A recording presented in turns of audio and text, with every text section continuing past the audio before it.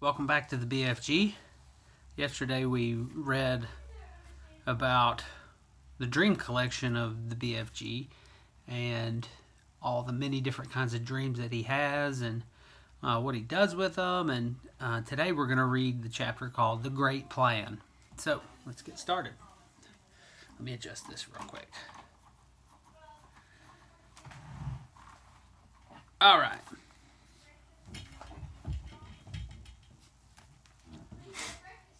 "We've absolutely got to stop them," Sophie cried. "Put me back in your pocket and we'll chase after them and warn everyone in England they're coming." "Redunculous and impossible," the BFG said. "They is going 2 times as fast as me, and they is finishing their guzzle before we is halfway." "But we can't just sit here doing nothing," Sophie cried. "How many girls and boys are they going to eat tonight?" "Many," BFG said. "The flesh lump eating giant alone has a most squackling wopsy appetite." "Will he snatch them out of their beds while they're sleeping?" "Like peas out of a pottle," the BFG said. "I can't bear to think of it," Sophie cried. "Then don't," the BFG says. "For years and years I was sitting here on this very rocky every night after night, when they is galloping away, and I is feeling so sad for all the human beings they is going to gobble up, but I has had to get used to it. There's nothing I can do. If I wasn't a titchy little runt giant only 24 feet high, then I would be stopping them. But that is absolutely out of the window." "Do you always know where they're going?" Sophie asked. "Always. Every night they is yelling at me as they go boodling past. The other day they was yelling, 'We is off to Mississippi and Missouri to guzzle them both.'" "Disgusting," Sophie said. "I hate them." She and the big friendly giant sat quietly side by side on the blue rock in the gathering dusk. Sophie had never felt so helpless in her life. After a while she stood up and cried out, "I can't stand it. Just think of those poor girls and boys who are going to be eaten alive in a few hours' time. We can't just sit here and do nothing. We've got to go after those brutes." "No," BFG said. "We must," Sophie cried. "Why won't you go?" The BFG sighed and shook his head firmly. I has told you 5 or 6 times, and the third will be the last. I is never showing myself to human beings." "Why ever not? If I do, they will be putting me in the zoo with all the jiggy rafts and the catty piddlers." "Nonsense," Sophie said. "And they'll be sending you straight back to a orphanage," he went on. "Grown-up human beings is not famous for their kindness. They is all squiffler rotters and grink sludgers." "That simply isn't true," Sophie cried angrily. "Some of them are very kind indeed." "Who?" the BFG said. "Name one."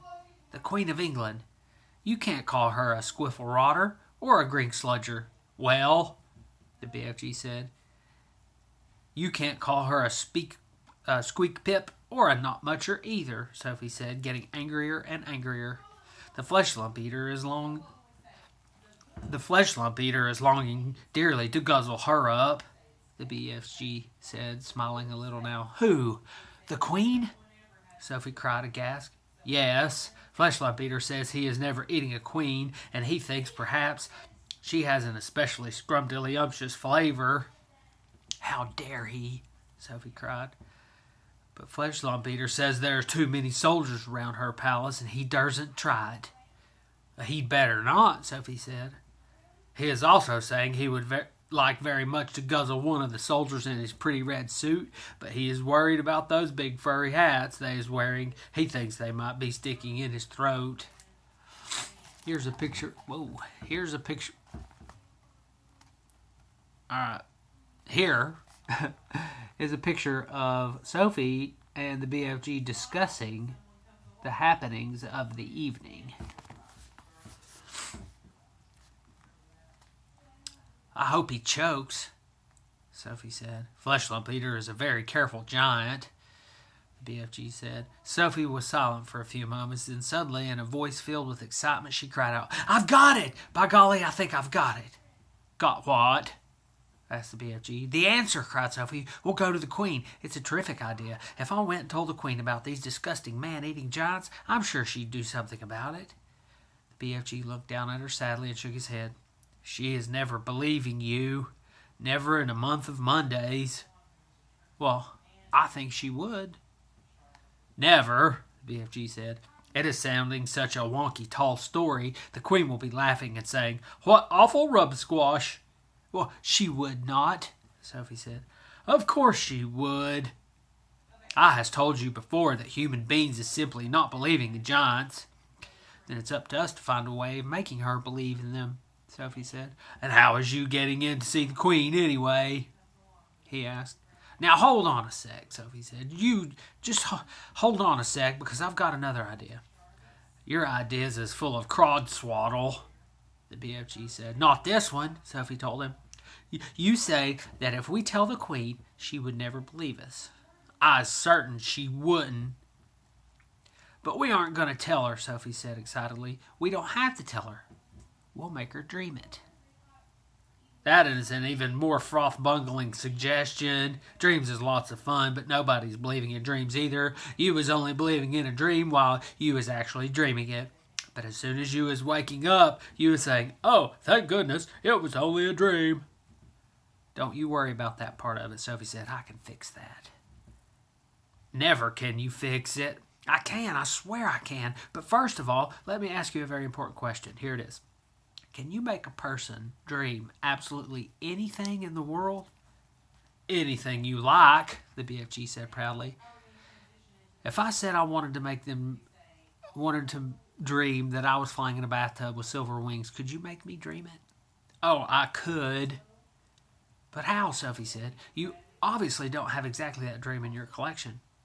Oh, I do not, but I could soon be mixing it up. Well, how could you mix it up? It's a little bit like mixing a cake, BFG said. If you was putting the right amounts of all the different things into it, you was making the cake come out any way you want. Sugary, spongy, curranty, Christmassy, and grobswitchy. It is the same with dreams. Go on, Sophie said. I have dillions of dreams on my shelves, right or left. Right, Sophie said. I has dreams about bathtubs, lots of them. I has dreams about silver wings. I has dreams about flying. So all I had to do is mix those dreams together in the proper way, and I was very quickly making a dream where you was flying in a bathtub with silver wings. Oh, I see what you mean, Sophie said. But I didn't know you could mix one dream with another. Dreams like being mixed, the BFG answered. They's getting very lonesome all by themselves in these glassy bottles. Right, Sophie said. Now then, do you have dreams about the Queen of England? Lots of them, the BFG said. Do you have dreams about giants? Of course, the BFG said. Do you have dreams about giants eating people? Swiggles of them, he told her. And about little girls like me? Those is commonest of all, the BFG said. I has bottles and bottles of dreams about little girls. And you could mix them all up just as I want you to, Sophie asked, getting more and more excited. Of course, but how is this helping us? I think you was barking up the wrong dog. Now hold on, Sophie said. Listen carefully. I want you to mix a dream which you'll blow into the Queen of England's bedroom when she was asleep. And this is how it will go. Now, hang on a mintick. How is I possibly going to get near enough of the Queen of England's bedroom to blow in my dream? You is talking dumb silly. I'll tell you that later, Sophie said. For the moment, please listen carefully. Here's the dream I want you to mix. Are you paying attention? Very close, said the BFG. I want the Queen to dream that 9 disgusting giants, each one about 50 feet tall, are galloping to England in the night. She must dream their names as well. What are their names again? Flesh Lump Eater, Band Hugger, Bone Cruncher, Child Chewer, Meat Dripper, Gizzard Gulper, Maid Masher, Blood Bottler, and the Butcher Boy. Let her dream all those names, Sophie said. And let her dream that they'll be creeping into England in the depths of the witching hour and snatching little boys and girls from their beds. Let her dream that they'll be reaching into the bedroom windows and pulling the little boys and girls out of their beds. And then, Sophie paused. Do they eat them on the spot or do they carry them away first? She asked. That he's usually just popping them straight into their mouths like popcorn, said the BFG. Put that in the dream too. And then the dream must say that when their tummies are full, they'll go galloping back to giant country where no one can find them. Is that all? Certainly not, Sophie said. You must then explain to the queen in her dream that there is a big friendly giant who can tell her where all those beasts are living, so that she can send her soldiers and her armies catching them once and for all. And now let her dream one last and very important thing.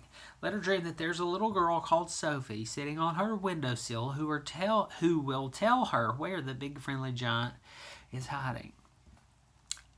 Where is he hiding? Asked the BFG. We'll come to that later, said Sophie. So the queen dreams her dream, right? Right, said the BFG. Then she wakes up and first thing she thinks is, oh, what a horrid dream. I'm so glad it was only a dream. And then she looks up from her pillow and what does she see? What does she see? The BFG asked. She sees a little girl called Sophie sitting on her windowsill right there in real life before her very eyes. How is you going to be sitting on the queen's windowsill, may I beg? The BFG said. You're going to put me there, Sophie told him. And that's the lovely part about it. If someone dreams that there's a little girl sitting on her windowsill, and then she wakes up and sees the little girl really is sitting there, that is a dream come true, is it not? I was beginning to see where you was driving to, said the BFG. The queen is knowing that part of her dream is true, then perhaps she is believing the rest of the dream is true as well. That's about it, Sophie told him. But I shall have to convince her of that myself.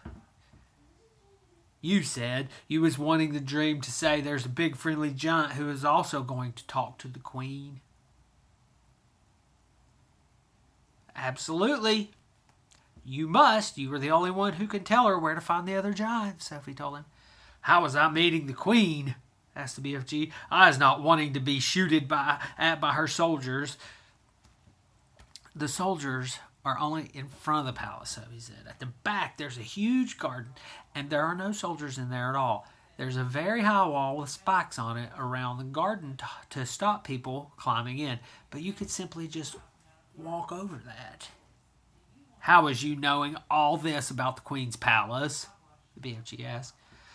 Last year I was in a different orphanage, Sophie said. It was in London and we used to go for walks all around there. Is you helping me find this palace? The BFG asked. I has never dared to go hiding sneaking around in London in my life. I'll show you the way, Sophie said confidently. I was frightened of London, the BFG said. Don't be, Sophie told him.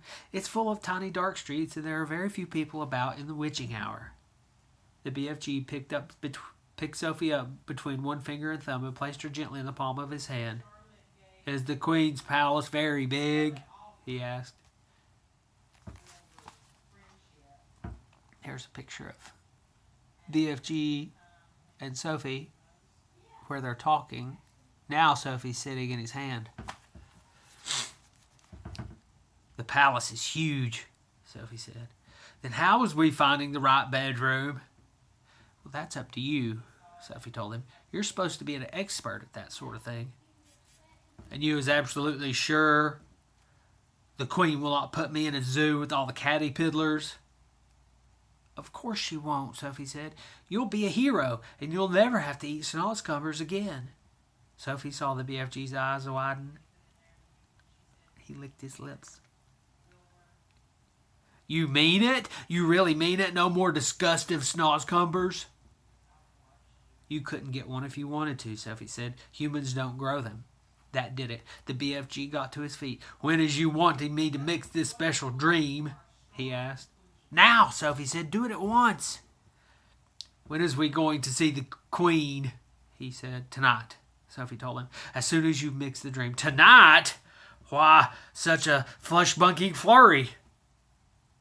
If we can't save tonight's children, we can anyway save tomorrow's.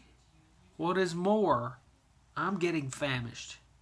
I haven't had anything to eat for 24 hours, Sophie said. Then we better get cracking, the BFG said, moving back towards the cave. Sophie kissed him on the tip of his thumb. I knew you'd do it, she said. Come on, let's hurry. Okay, so they've hatched this plan to create a dream for the Queen, and Sophie will be sitting on the windowsill when the Queen wakes up. I don't know if it's going to work. What if they catch the BFG? They're going to throw him in the zoo? He's afraid they will. We'll have to find out next time.